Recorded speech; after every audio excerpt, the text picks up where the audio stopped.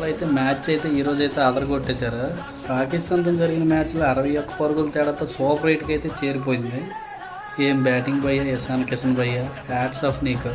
మ్యాచ్కి turning point అయితే నువ్వే.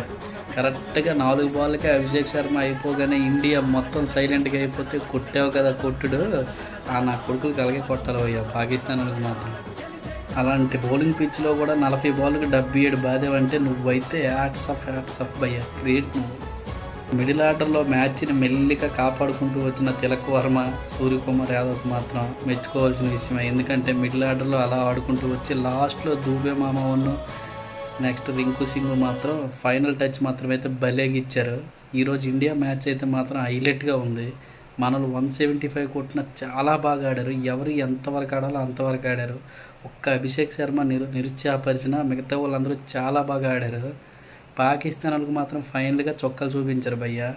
మ్యాచ్లో టర్నింగ్ పాయింట్ ఏంటంటే మన ఇండియాలో అభిషేక్ శర్మ 4వ బాల్కి వికెట్ పడితే మొదటి 3 ఓవర్లోనే 3 వికెట్లు తీసిన బుమ్రా భయ్యకి హార్దిక్ పాండ్యాకి మాత్రం హ్యాట్స్ ఆఫ్ భయ్య. నేనైతే ఫైనల్గా 100 లోపే పాకిస్తాన్ మట్టి కరిపించేస్తారు అనుకున్నాను. బట్ ఏంటంటే 100 దాటారు. బట్ లాస్ట్ వికెట్ ఫైనల్ టచ్లో తీశారు చూడు, అది మాత్రం గేటు. ఏదేమైనా ఫైనల్గా ఇండియా మాత్రం సూపర్ ఎయిట్కి అయితే చేరిపోయింది. ఈ వరల్డ్ కప్ మన ఇండియాకి రావాలని అందరూ కామెంట్ చేయండి. జై హింద్.